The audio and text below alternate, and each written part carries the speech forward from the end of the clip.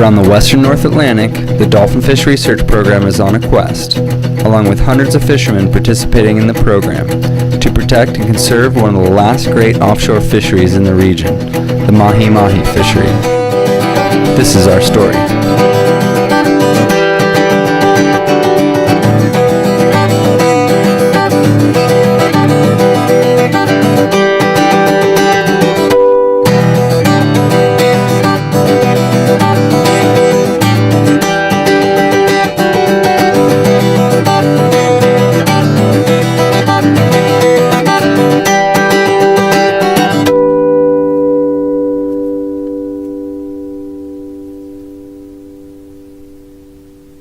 Our story begins in Puerto Rico, one of the best fishing destinations in the world, where anglers flock from both on and off the island to enjoy the vibrant offshore fishing resources.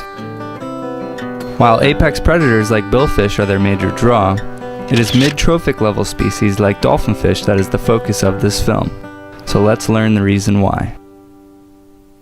Dolphinfish, dolphin, mahi-mahi, or dorado, whatever you call it, it's an amazing species. Its preferred habitat is in deep blue offshore open ocean waters where it forms schools of numerous individuals. In these schools, females usually outnumber males by 2 or 3 to 1. Males, also called bulls, are named that due to an enlarged supraoccipital bone, also known as a forehead, while females, also called cows, have a tapered forehead. This sexual dimorphism, or visible differences in appearance between sex, is unique amongst most fish. Dolphinfish serve as an integral role in ocean ecosystems. They serve as food for toothed whales such as these false killer whales. Watch closely as a pair and a pod work together to attack a dolphinfish. One serves as the decoy and the other the pursuer. This provides evidence that humans are not their top natural predators. Toothed whales such as false killer whales, pilot whales, sharks, and billfish all consume dolphinfish. Therefore, the health of populations of these species depends on the health of populations of species like dolphinfish. And because dolphinfish are one of the most landed offshore recreational species in terms of weight around the Atlantic and certainly around Puerto Rico, having a healthy stock can help support local and regional economies. Because fishing generates big bucks. A preliminary 2011 economic survey done by the Gulf States Marine Fishery Commission in Puerto Rico found that fishing trip-related expenses around the island was estimated at $72.4 million per year. This money helps support tackle shops, parts and service stores, restaurants, marinas, charters, tourism, and private and public agencies, just to name a few. So in order to sustain the revenue generated by fishing, we need to protect species such as dolphinfish to protect apex predators and overall ocean ecosystem health. We can do this by not overfishing stocks, by releasing small fish that have yet to spawn, by buying locally caught fish, and by following regulations set forth by management agencies. In doing so, we can effectively benefit from these resources and ensure the legacy of offshore fishing and the species it depends on survive for future generations. Now, before we move on, let's take a step back and look at a brief history of sport fishing around Puerto Rico and how it came to be the multi-million-dollar industry it is today. The sport fishing industry of Puerto Rico was born out of Operation Bootstrap, a government-led program aimed at improving all sectors of Puerto Rico's economy, including tourism. The then president of the Economic Development Corporation, or Fomento, Teodoro Moscoso, decided to explore the possibility of making Puerto Rico an attractive fishing location.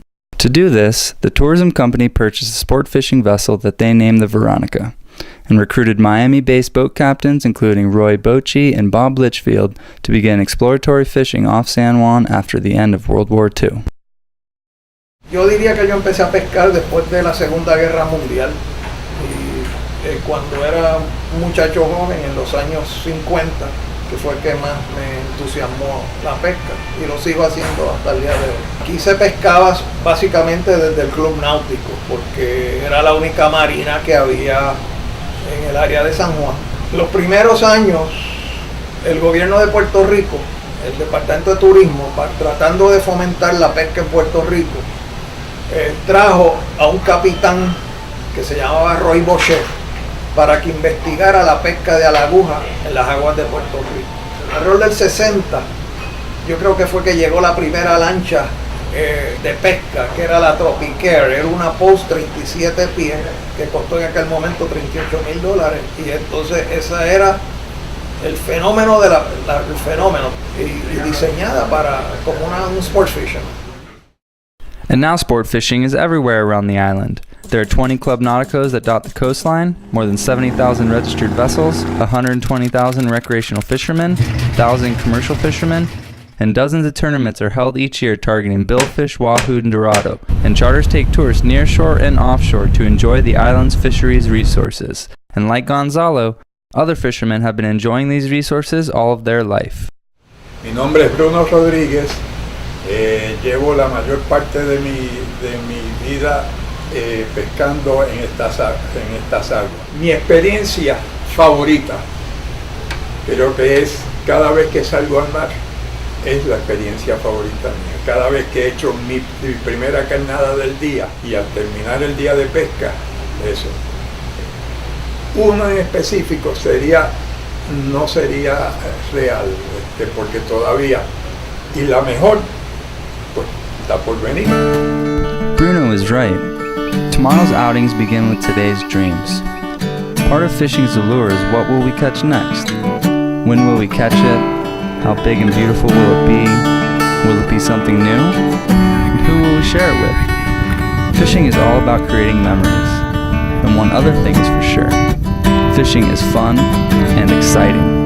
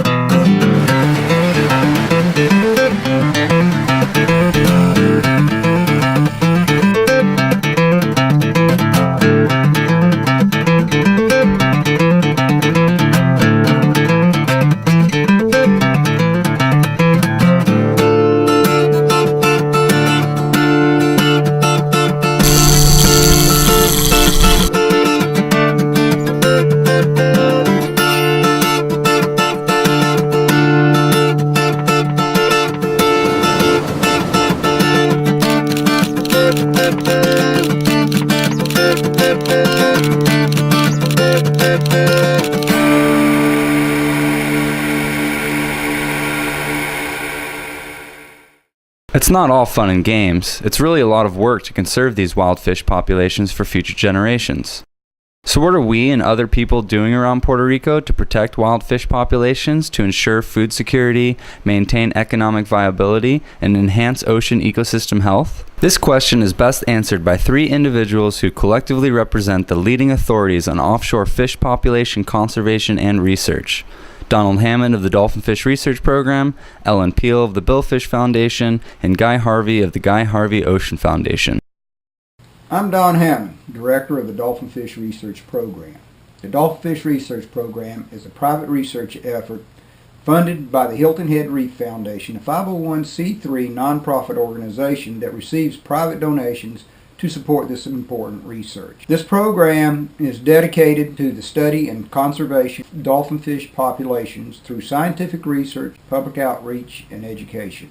And since 2002, more than 1,800 anglers from 30 states, including Puerto Rico, and 12 foreign nations have participated in the Dolphin Fish Research Program's Conventional Mark and Release Study, where anglers receive free tagging kits to tag and release small dolphin fish. And because of the popular support this program has received, it has grown into the world's leading mark and release study on dolphin fish, which has generated more than 16,000 fish released, resulting in more than 400 tag recoveries.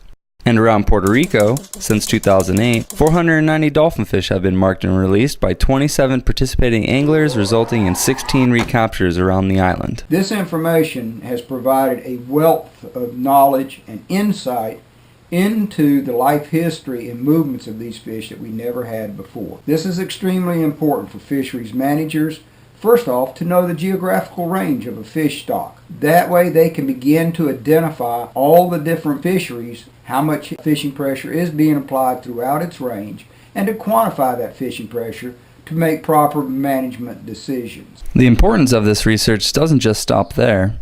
It is critically important to both dolphinfish and billfish to begin to describe predator-prey interactions, how movements may change with climate change, and to convey information about the status of these fish to fishermen. Tagging with billfish is actually, the Billfish Foundation believes, was the conduit through which information about the status of the fish was conveyed to anglers, that these fish are in trouble. And it's important if you will put these darts in these fish, and once the fish is recaptured, it then gives us valuable information on time at large, which means, when was the fish first tagged, when did someone recapture it, looking at the difference in weights from the first time to the second time. Yeah, the movements are so important to better understand the characteristics of the fish, some of the life history in particular, if you can identify spawning areas, pre-spawning areas, nursery areas, and also gives us an indication on bait sources, oceanic conditions. And the list could continue. The bottom line is mark and release programs are important and very effective in providing valuable information about these species. This is especially true for dolphinfish throughout the western central Atlantic, where the species are under high fishing pressure. Conventional mark and recaptures using spaghetti tags works because you've got a very vibrant fishery wherever the dolphin occurs. Whether it's here in the Caribbean or in Florida or up the mid-Atlantic coast, dolphin fish are fished for very hard by recreational fishermen. And so your recapture rates are going to be probably a little higher than it would be for billfish or some other species in the open ocean. But of course, you're only getting point-to-point information. You're not getting where the actual track was and where the animal went. So use of archival tags is probably more important. On the other hand, they're kind of a smaller fish, unlike a billfish or a big tuna. And so tag retention is going to be an issue. Guy is right. Of the 14 satellite tags deployed on dolphinfish since 2004, 6 were unfortunately eaten by predators in less than 3 days. However, the 8 tag records that remain provided us a wealth of archived information, with the 2 longest records coming from Puerto Rico on maximum depths visited, temperature ranges, and daily changes in depth use. This information supplements the point-to-point movement data to gather a more comprehensive view of their behavior during their migration, and the information can be used to prevent dolphinfish bycatch during commercial longline operations by setting hooks outside of the fish's vertical depth range. Because of the wealth of information these transmitters provide, the program is planning to deploy more tags off Puerto Rico and other locations in the Atlantic. So what else is being done on the island to understand and conserve dolphinfish populations? As mentioned earlier, many tournaments are held each year around the island, and with them comes support for local businesses and camaraderie amongst the fishing community. But one thing that is hard to figure out is if it is harder work to fish in the tournaments or have to measure each fish that is caught. This is precisely what Puerto Rico DNER field biologists do at every tournament, rain or shine. And seriously, even if 10,000 pounds or more are caught.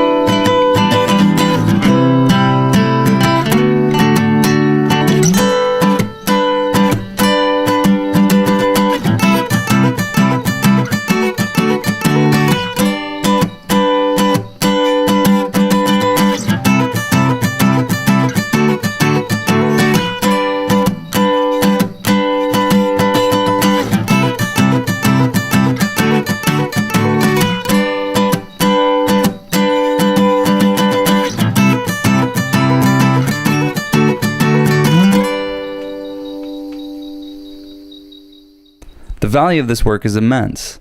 The length, weight, and sex data can be used to assess seasonal and annual trends in dolphinfish size abundances in year classes. Yet another effective tool in describing their overall migration as we work towards dolphinfish stock sustainability.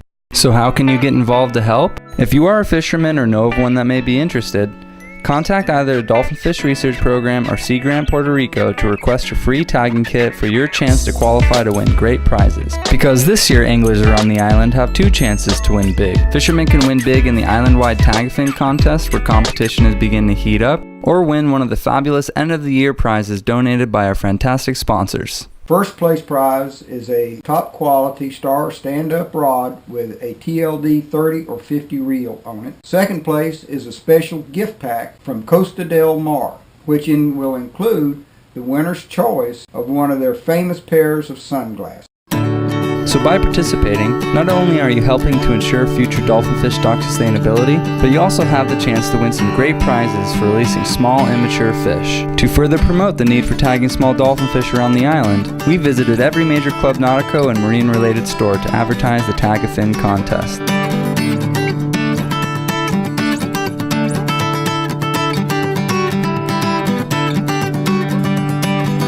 Numerous articles were published in local and regional newspapers and magazines,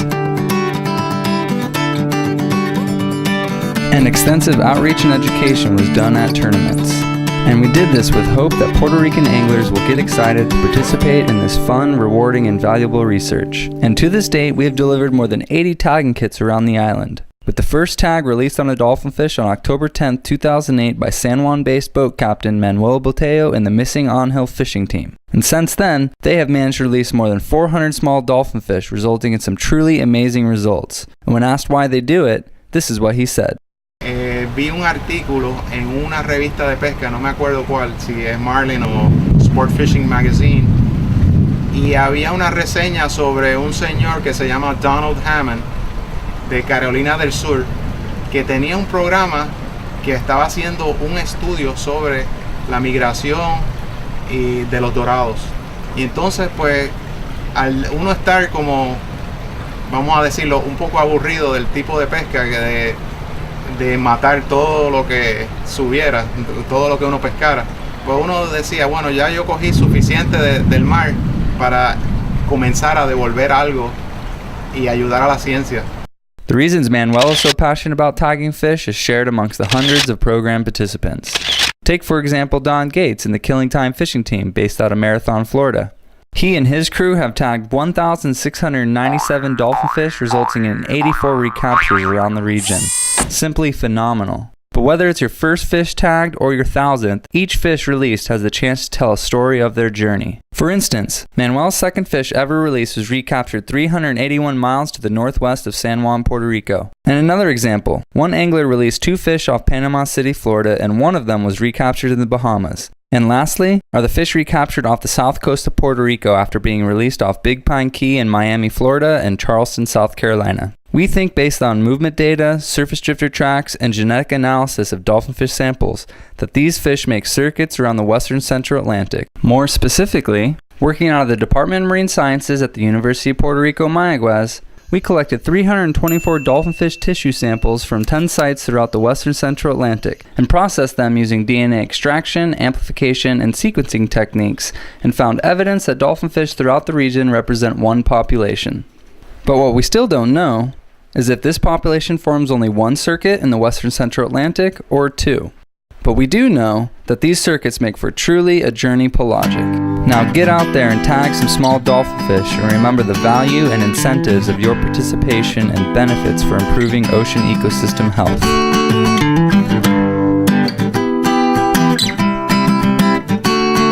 The Billfish Foundation is calling on you. Go tag a marlin, tag a mahi, and watch for the recaptures. It's the most important part of the loop.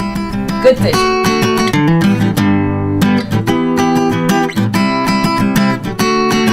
It's very important that you here in Puerto Rico who love to catch dolphin and probably eat them too, start to release them so we can further our knowledge about the migration of these wonderful animals. So, on your next trip, help out the Dolphin Research Program by releasing some dolphins. Good stuff.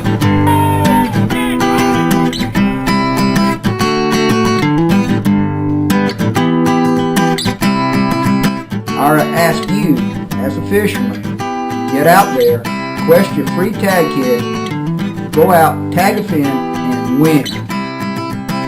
Let's do this together.